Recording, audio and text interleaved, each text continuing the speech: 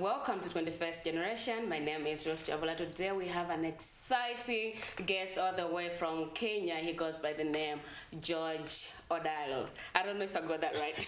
You're welcome. Yes, you got it right. Thank you. There's something in between. So what's your name in full? I think I ran away from that because I didn't know how to pronounce it. It's called Ochieng, meaning I was born in the afternoon. Oh, is it? Yes. People actually know what time they were born? Yes. I don't think I know what time I was born. Maybe it was during the night. They never really tell you. Do your parents told you that, you were born in the afternoon? Depending on the name they gave me. In Kenya, my tribe, if you're born in the morning, there is a name for morning, mid-morning, all that. Yeah. Okay. Yes. I really wish we had that in Malawi, though. Like maybe I could have been Ruth Mama Wachavula. I don't know. Maybe. Yeah, we can introduce one. Right. It's only right to do that. All right. So George, in a nutshell, who is George Ochieng Odalo? George Ochieng Odalo is a children rights activist, a drug use prevention influencer.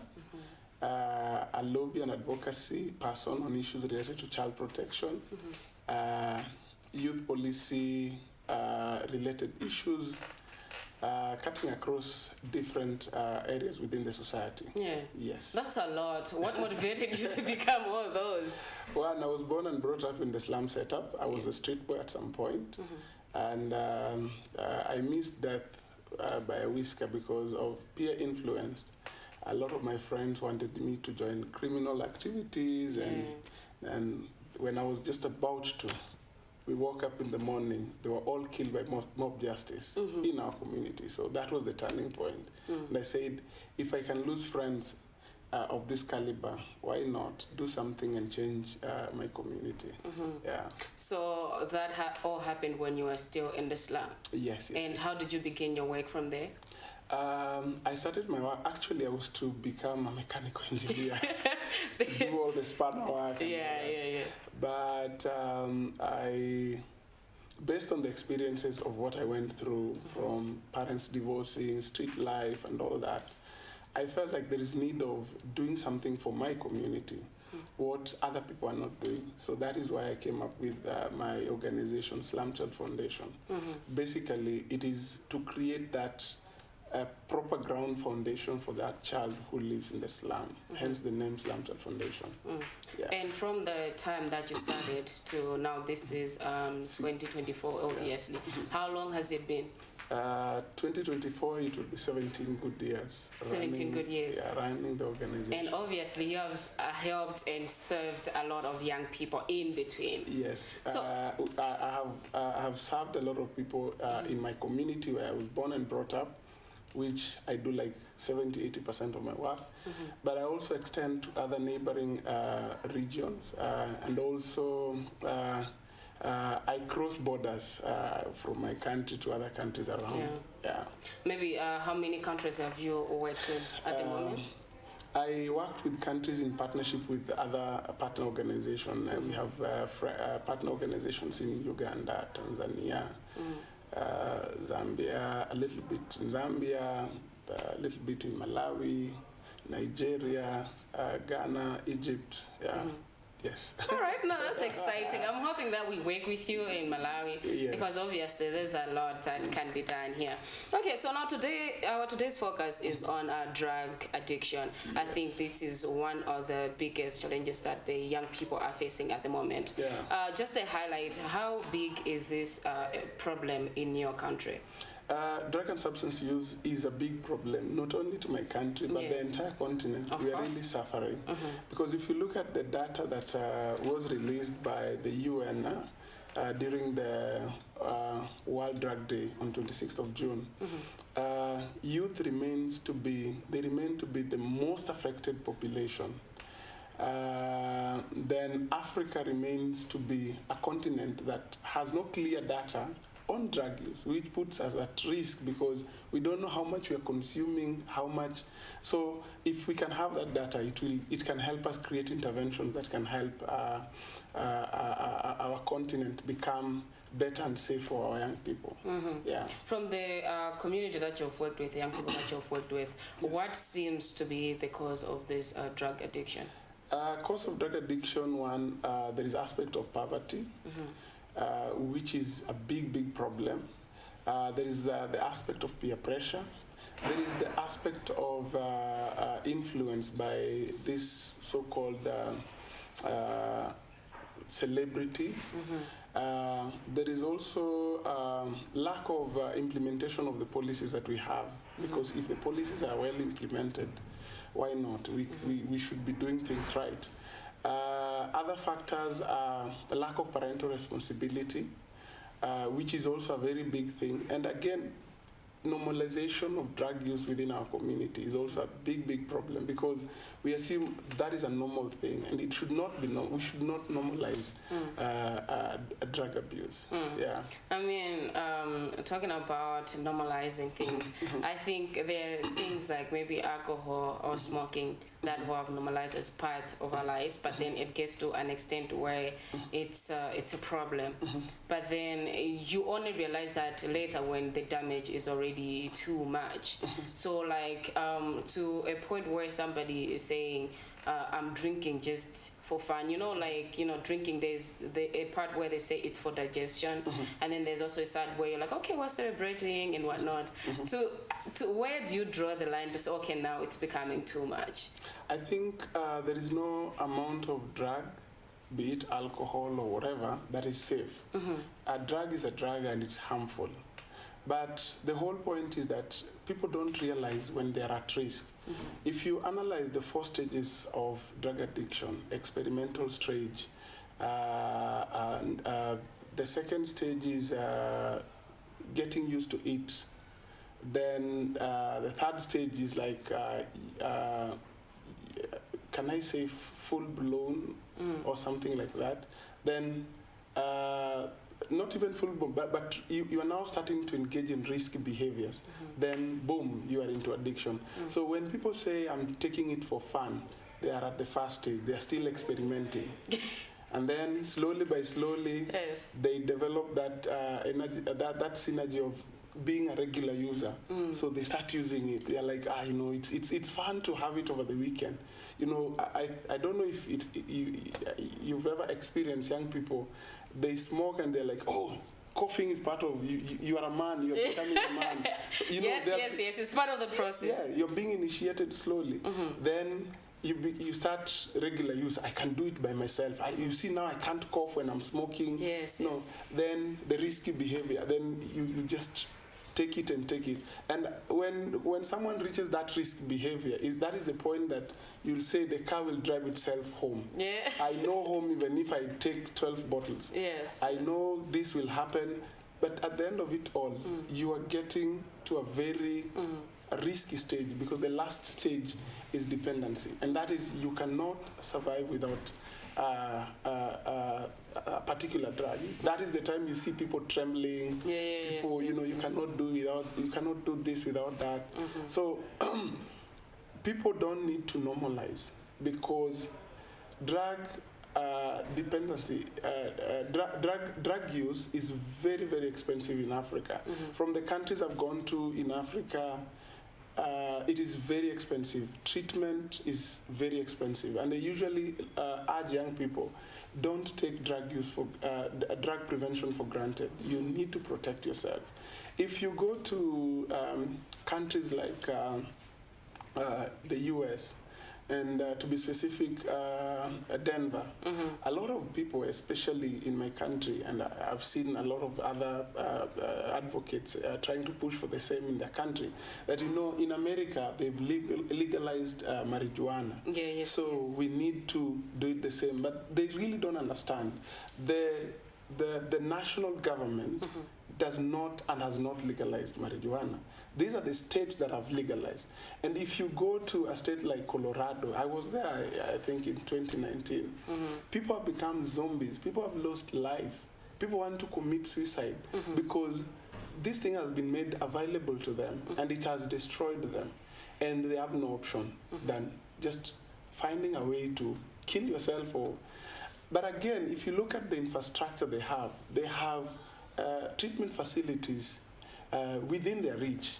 And based on the taxes that they raise and all that, they're able to take care of these drug addicts through the cleaning process and detoxification and all that. But come back to Africa. Here in Malawi, where, I mean, how many people are affected? Yeah. How many people are able to access the treatment? How many people are able to register even for the health insurance fund? So you understand the differences between what we have and what we have on the other side. And this is also one of the main things that are contributing a lot to young people taking drugs, the peer influence of the West. Because we see those people doing it, and you're like, I want to be, you know, I want the ladies to know I'm here. I need to have a six-pack. You don't know what the kind of food these people are eating to have a six-pack. So we don't need, to the young people, we don't need to normalize. We don't need to be to normalize drug because it's very, very expensive. I usually love to use an example. I think I have a bottle of water here. If you remove water from this, take a piece of paper, put it inside, shake a little bit, and try to remove that piece of paper. You can't remove it easily. It's the same way with drugs. It is easier for you to be initiated into it. Get inside. But my friend, getting outside, I don't know. I really love the bottle example. It's so surreal. So that is the scenario. And that is what young people need to understand. The moment you are at stage one, doing the experimental, then the other stage of getting used to it, you will have friends. But the moment you get to the last stage, you will be all alone. Because no one will stand with you. I have seen people who have good works, good job. The moment they do their heights and everything, you know, they are a team. The moment you get addicted, you start losing your job, your income, your family, everything. Everyone will be like, he's a drug addict, so we don't need to associate with him. And the same approach we use in Kenya is what need to be employed here. Young people need to come up, stand firm and strong, and say, I have to make a firm decision about my life. It is not our life, but my life, because my future depends on the decision that I make now. I mean, we've been talking a lot about, you know, young people being empowered and standing on their own. But I'll go back to an example you gave, an example of marijuana in, you know, the outside countries. There was a point where, you know, if you're found with weed jamba in a country, you're arrested. You understand? So at this point, young people have been talking about how it's very hard to get a job. The economy is also bad. Like businesses, most of them are not working out. So now there was a trend that was going around, especially on social media. Everybody was talking about, you know, you should legalize jamba because we could actually make a lot of money, forex and whatnot and whatnot. I just want your comment on that. This comes, if you look at it, it brings the aspect of commercialization of marijuana.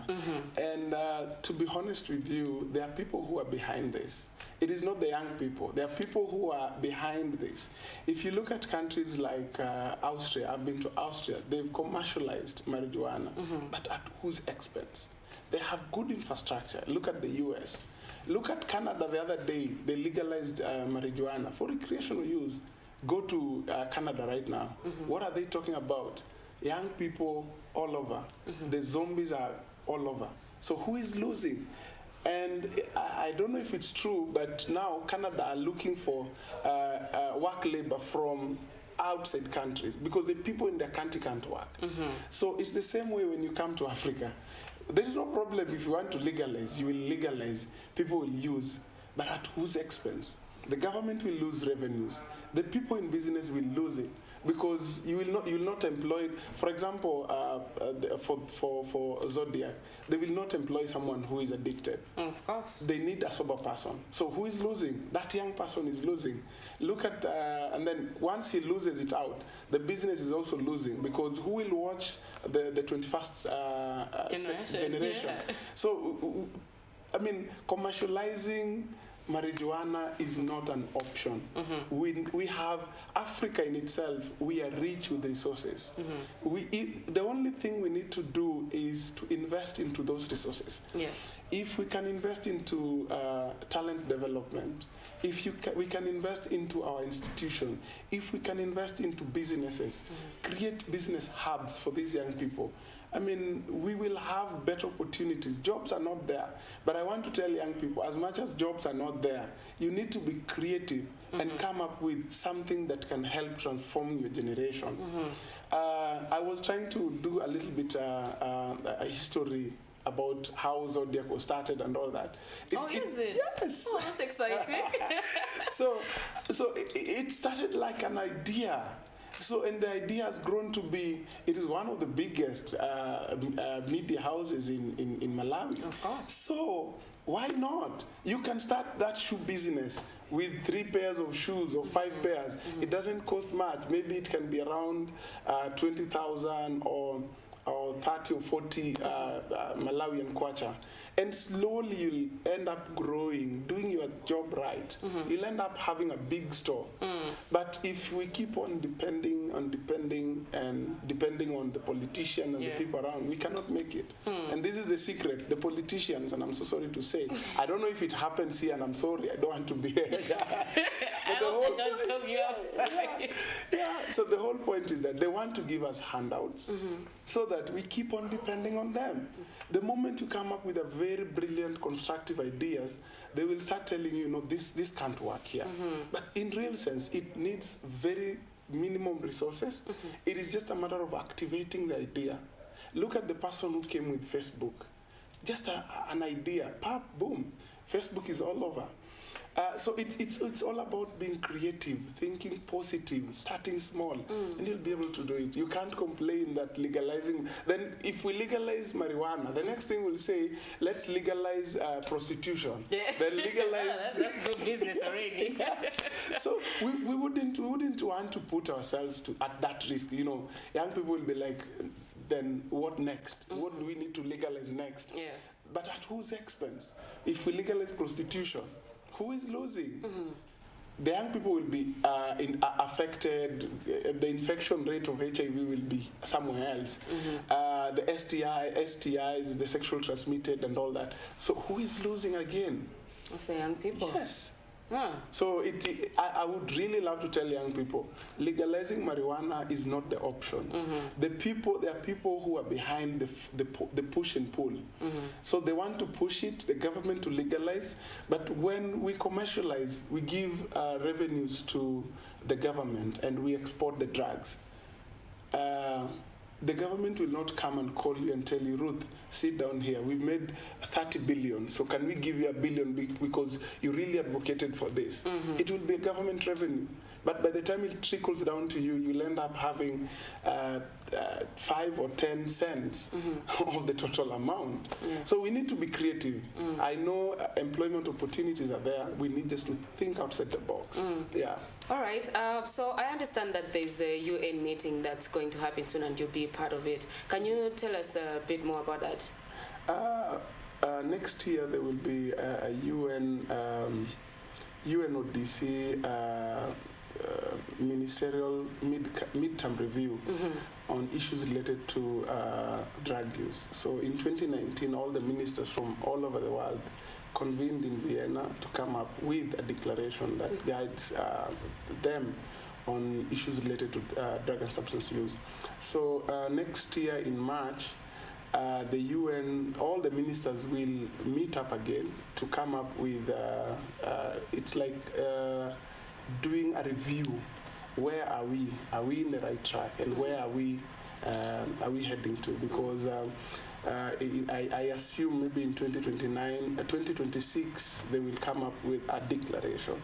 Because in 2016 they had the UNGAS, the UN General Assembly Special Session on World Drug Problem, and then that led to the 2019 ministerial meeting.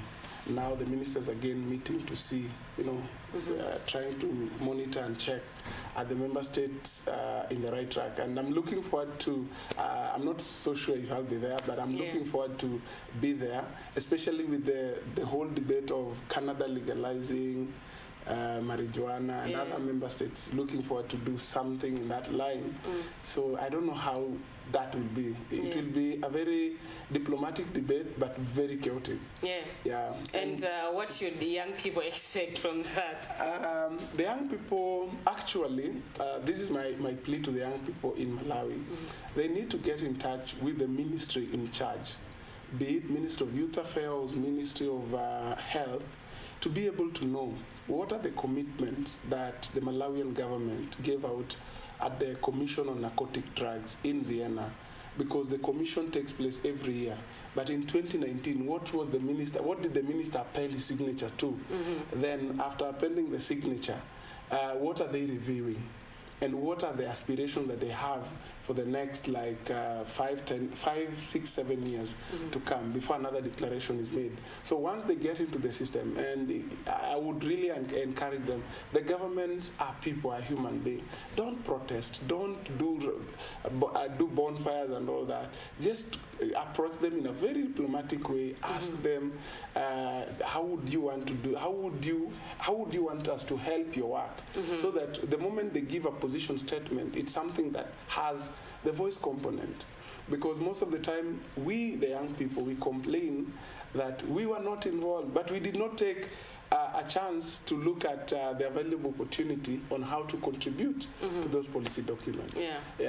So we should hope that whenever we do that, they're actually going to respond and say, let's sit down and talk about it. This is how it happens. If you help the government in terms of the policy statement that they're giving out, it is easier for them, the moment they get the outcome document, to call you again for another meeting and look at how do we cascade this information to each and everyone around. I mean, how do they bring the information to the grassroots organization to see if the policy that they agreed to is it workable on the ground? And if it's workable, now where do we now start getting resources from this either international community or from the revenues that the government, or even in terms of budget allocation? Because the government cannot allocate if you don't raise a concern. So, and you have to be practical. You do something, and then you're good to go. All right. No, thank you very much. This has been very insightful. Maybe before we wrap up, is there anything else that you would like fellow young people out there to know? What I would want to tell the young people of Malawi, I think this is my camera, let me look at it. Speak it to Yes. Opportunities are never given, they're grabbed. You have to go for it. And again, opportunities are created. You just don't sit in a room and wait for opportunities to come. So you have to stand up, go get that opportunity. They're all over around. The only thing you need to do is go get it. Because I usually have this assumption, whatever you're looking for is around you looking for you. So if you don't stand up, be firm, stay focused, go get it. It will slip off from your environment, and someone who is ready will always tap it and disappear with it. Maybe that person might be the next president of Malawi. You never know. Well, thank you so much, George. Hopefully that maybe we're going to have you in Malawi and to work with the young people in here, maybe some other organizations, because I know that there are a lot out there that are dealing with drug and substance abuse, and also just anything that you can empower the young people with. I'm looking forward to come to Malawi again and again. All right, thank you very much. And that's all we had for you today. Thank you so much for tuning into 21st Generation. Have a good one.